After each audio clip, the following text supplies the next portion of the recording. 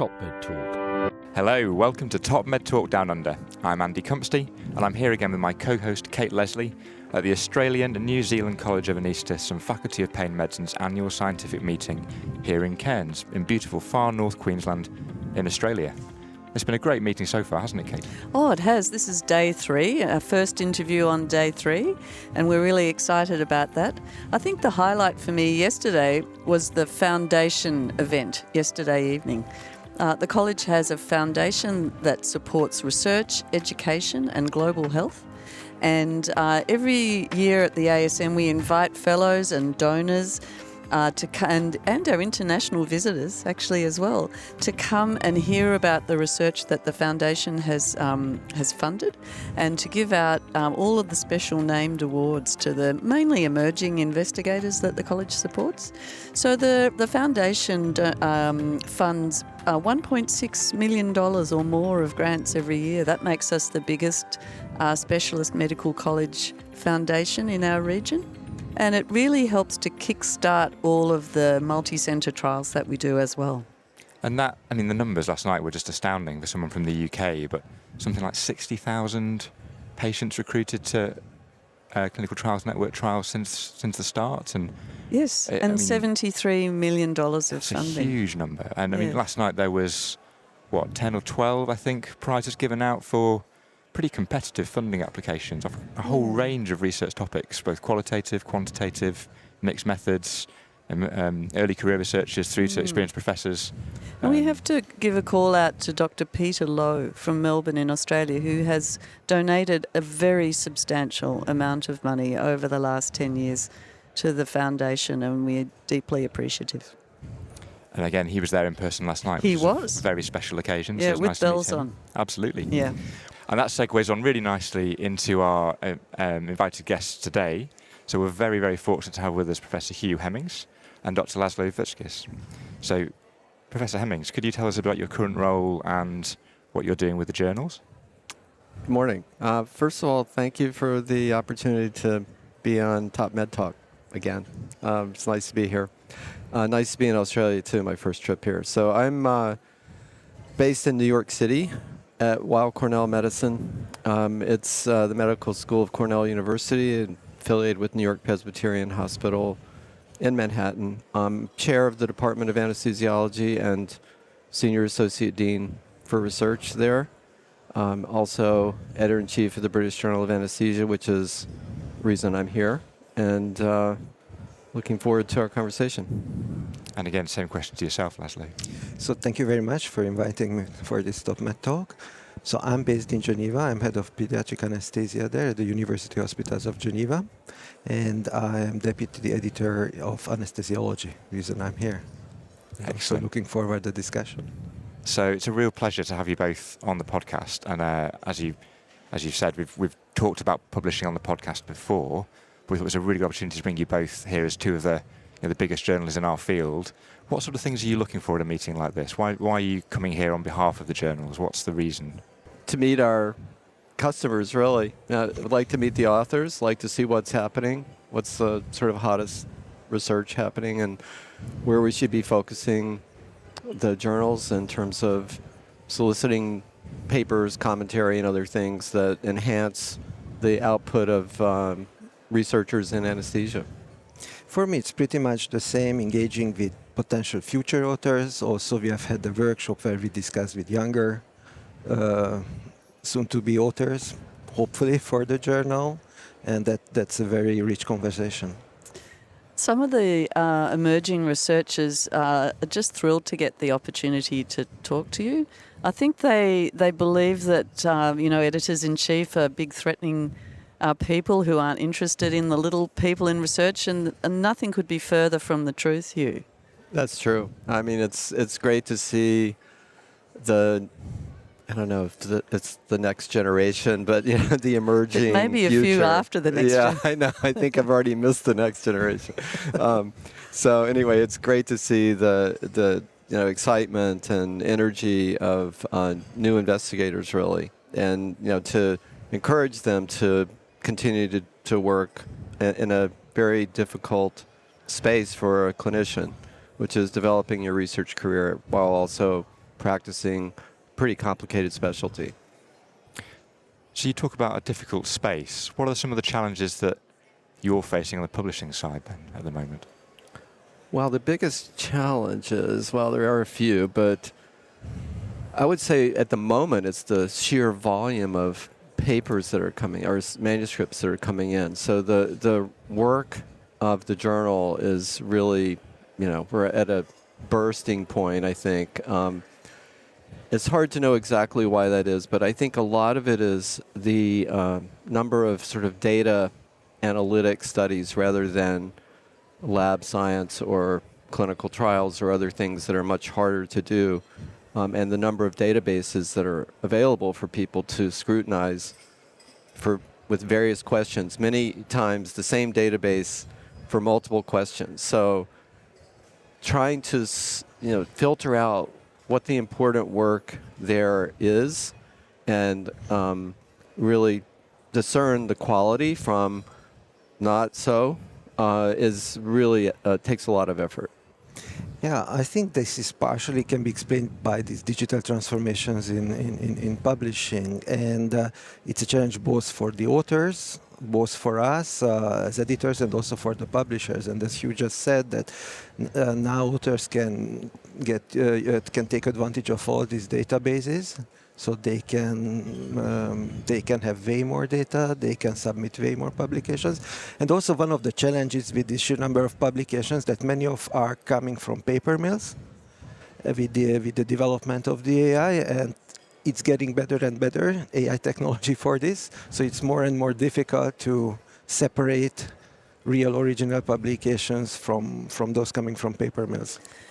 Yeah, can you just explain for our listeners exactly what a paper mill is? So paper mills are these kind of organizations who can, using AI, can produce mostly fake papers based on AI technology. And then they can sell these papers for potential authors for a certain sum of money, can be as high as like 10,000 US dollars. And then they can have multiple submissions to multiple journals at the same time. And one of the good things in our field, in anesthesiology, that editors work quite close together. So sometimes it happens that BJA and Anesthesiology receive the same submission at the same time. And we can pick that up, but probably not always. So I'm going to come back to the role and the challenges of AI in a second, but just to pick you up on some of the other points you've already mentioned, with that huge volume of work coming in that you're both having to field, it's a challenge from your side to pick out the quality as you talk about, but it's also a challenge for the people submitting that work. How does an author get their work to be of that standard that rises above the pack? What sort of things are you looking for? What should they be doing? Well, I think first is to ask the right questions. So we're seeing more and more sort of trivial questions asked of databases, which is disappointing because it's a lot of work, that someone put into that to show, that the blood pressure cuff is better on the right or the left or something, kind of, rare, fairly, trivial sort of thing. May be important in some rare circumstance, but so we're seeing more things like that. So I think, the problem is that for various reasons to get promoted, to get grants, you need to be productive. So people tend to aim lower so they can get maybe more publications or quicker. But the quality comes with the really hard work. It tends to be a longer-term project, often more expensive, harder to do, more difficult for a young investigator. So it's hard to find that balance. Maybe you have to do a little bit of both to get started. But, it all gets back to that question. And I think that's what you need, a good mentor to help you make that decision. Laszlo, you're nodding in agreement. Yes, the question is key. And it's easy to triage a paper where the question is not good and the quality of science is not good. What we are seeing increasingly relatively irrelevant question with a huge technology behind. We have increasing number of, technically speaking, top-notch publications from China. And if you ever done basic science in your life, you know how much time it took to do those studies. But when the question is irrelevant from the beginning, it's a heartache, really a heartache, but we cannot take that. Yes, absolutely. And again, Hugh made a very good point, but I'll come to you first this time, Laszlo. But how does an early career researcher or a clinician trying to step into the research space, how do they make that leap? Because, as you say, the quality work takes longer, it's harder work, more expensive to do. You need that mentorship. How do you find those opportunities? Well, I think mentorship is very important. If you start to well, you have to have the chance to get to a place where you have good mentors. But I think if you don't have good mentors, it's very, very difficult to get started. And my personal opinion, when I discuss with the younger faculty who are interested in research, very often they try to ask the good questions. And then they just don't have the methodology to have that. And I think the less irrelevant questions sometimes are coming from a bit older scientists. That's a very interesting point. Yeah. I wondered if we could give our listeners, particularly our younger listeners, some advice about which journal to submit their work to. Or I know that Hugh will say the BJA and Laszlo will say Anesthesiology, but you've done a nice piece of work. Hugh, what's your advice about whether to send that to the Lancet, the BJA, or the sort of, Cairns Regional Anaesthesia Journal? How do you find your level? Yeah, I think the big question is what's the optimal audience? If it's a very niche subject, it may be good for the Cairns Journal. But if it's appropriate to scientists and physicians beyond anesthesia, then I think a general medical journal is a reasonable target. And there's a range there as there is in anesthesia. So the bigger the question or the more relevant it is to multiple specialties or subspecialties, then I think you can aim to the more general journals. That's how I see it. Same in science. If you're going to publish in Nature or Science, it needs to be something that ideally a physicist might even be interested in. Are emerging researchers wasting the time of the big journals by sending work there that is really highly likely not to be published, or is it okay to aim high with your first submission? You can always aim high. It's harder and harder now, getting back to my first comments, that you're going to get reviewed or get useful feedback if it's inappropriate for that journal. More than likely it'll get rejected, just a desk rejection by the editor. And so that doesn't really help you very much. I mean, I think some authors do submit, I would say, papers, manuscripts that have very little chance of getting submitted, and then they're offended when they don't get reviewers' comments, because that's really what they want. They want that's their form of mentorship sometimes. Yeah. We can't always afford to provide that. So if we see a glimmer of hope there, we would try to send it to reviewers to get some comments, but it's harder and harder to do that for things that are almost dead on arrival. Now, what is that? That's a harder question, but based on some of the comments we made already, you can get a sense for certain things that are going to get fairly low priority. It's going so fast. So if you think a good paper, especially clinical paper, which could, in your opinion, have a broad reach, why not sending it to New England Lancet? It will take 12 hours to get rejected in case. You just have to be prepared for that and shouldn't be offended.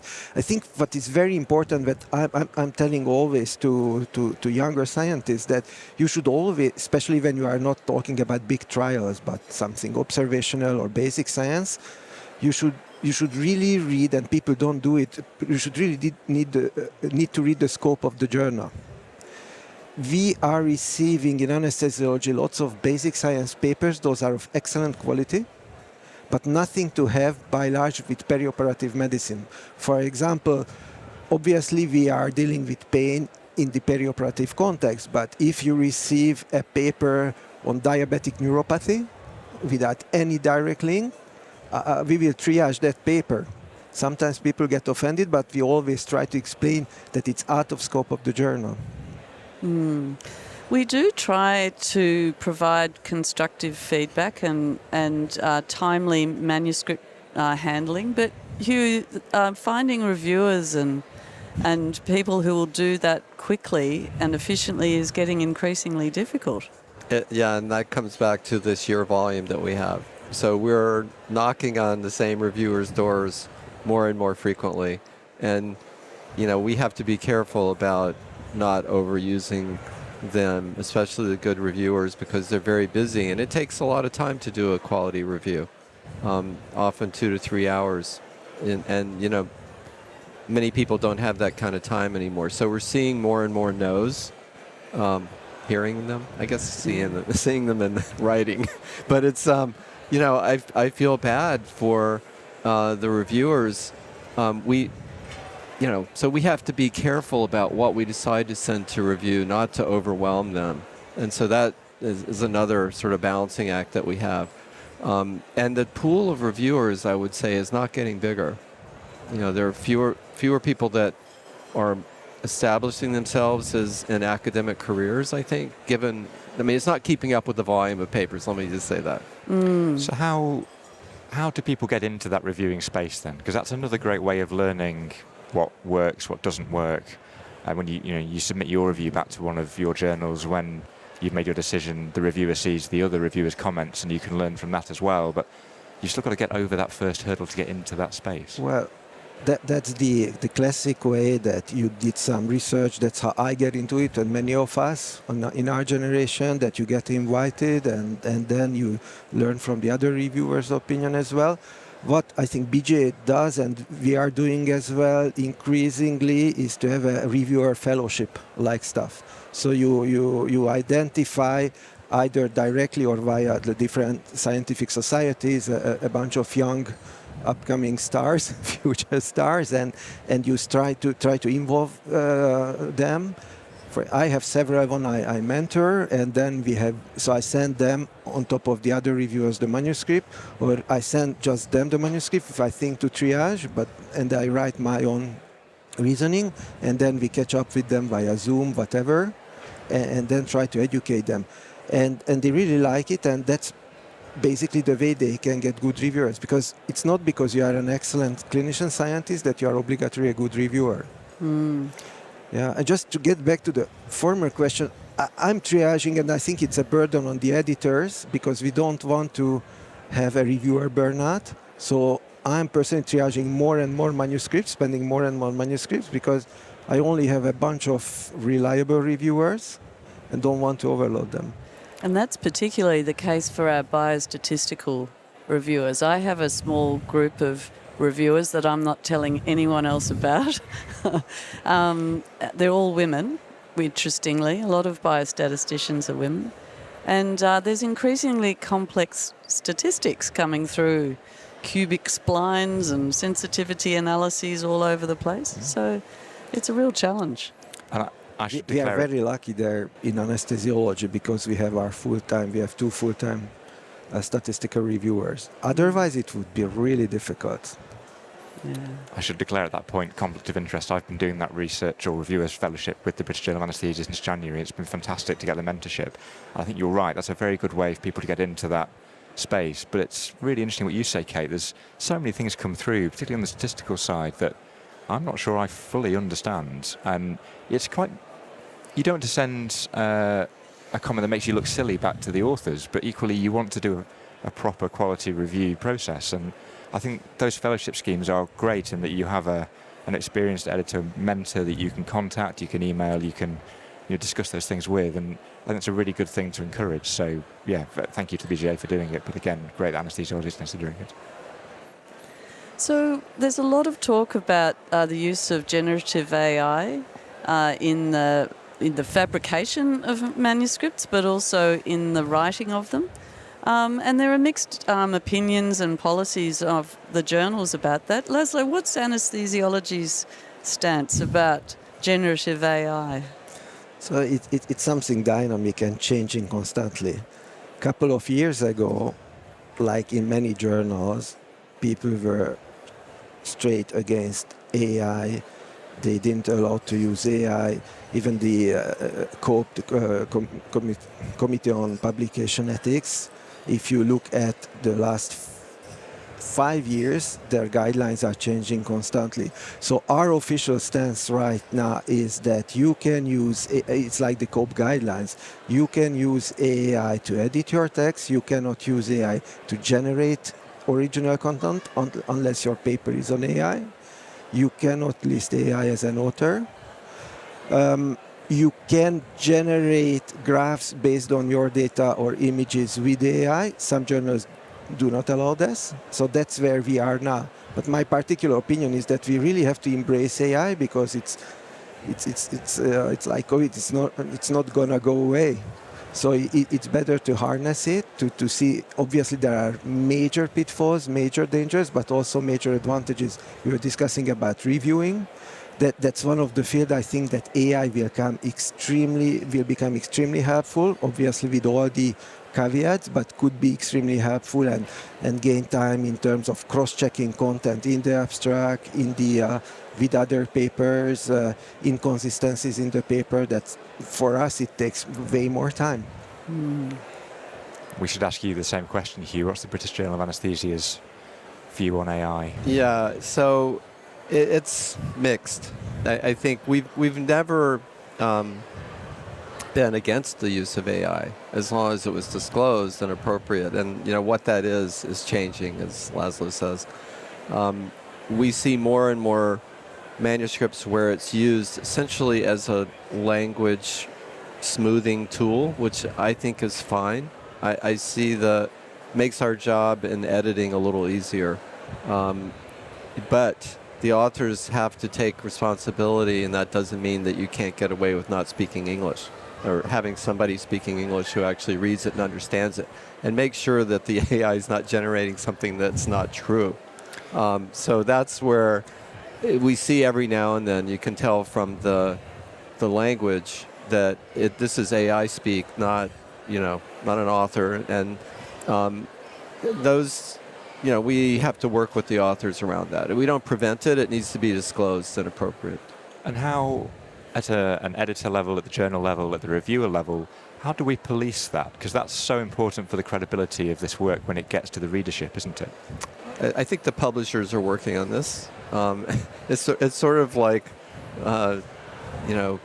nuclear warfare, where, it's a cat and mouse game where the AI techniques evolve and then the technology to detect it evolves also. I'd have to say our publisher has not been that quick.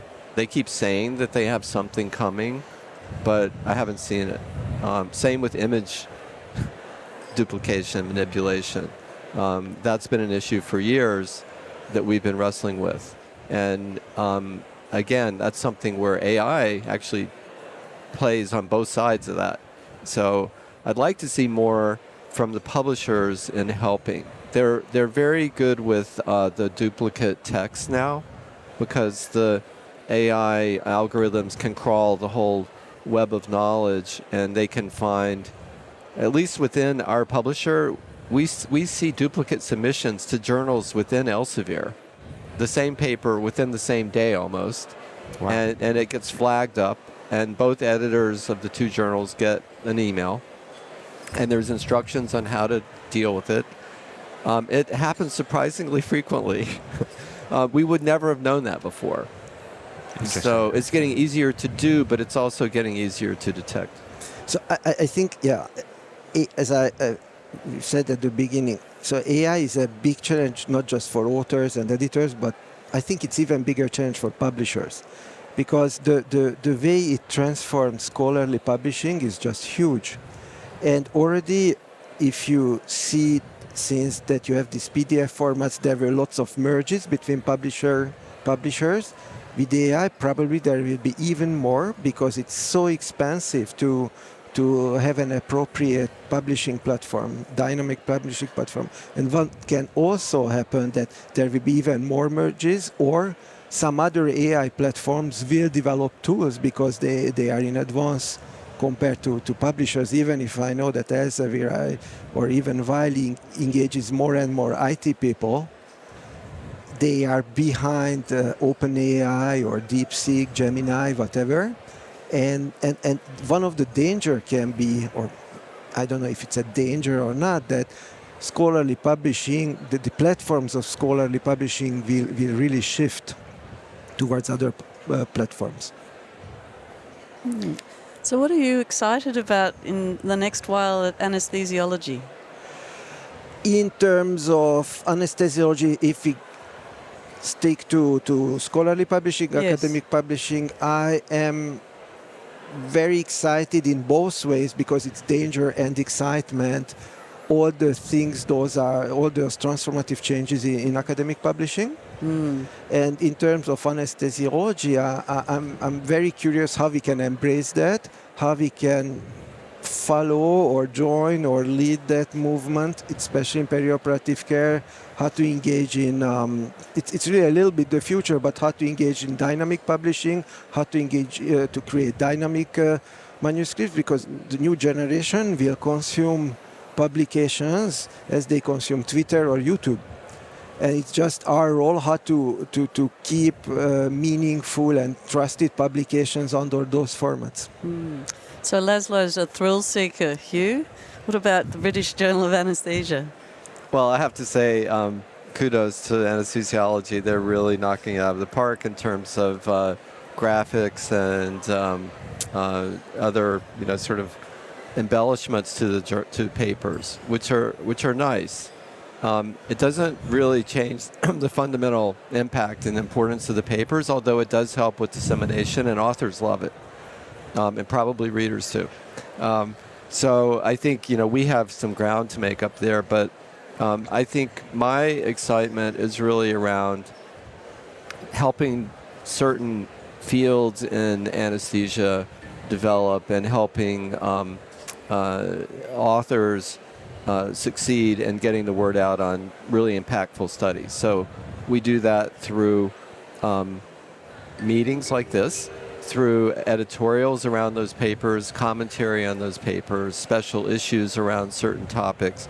And then the other thing I find really exciting, but this has been not just in publishing, but is what we were talking about a bit before, developing the next generation. So the fellowship part and mentoring reviewers, authors, and I think that is the sort of satisfaction I think is why one of the reasons why we all go into academic medicine. Totally. I think that's a great note to finish on. So thank you both for joining us here on Top Med Talk Down Under. Thank you for all the work you do behind the scenes as well. It's a really time-consuming job, and we all do appreciate it. And thank you for coming to Cairns. So as always, you can find us here on Top Med Talk Down Under on our app, on our website, and on social media. We're now on Facebook, X, Blue Sky, and YouTube.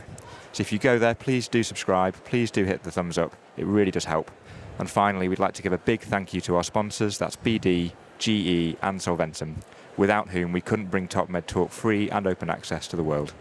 Looking forward to speaking again next time.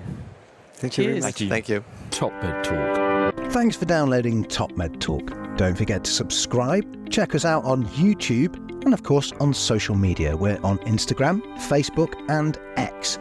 Also, it's important to remember that Top Med Talk is the broadcasting arm of EBPOM, evidence-based perioperative medicine. We'd love you to find out more about that, and the way to do that is ebpom.org. Check out our website and find out about some of the incredible conferences we're going to be arranging across the year.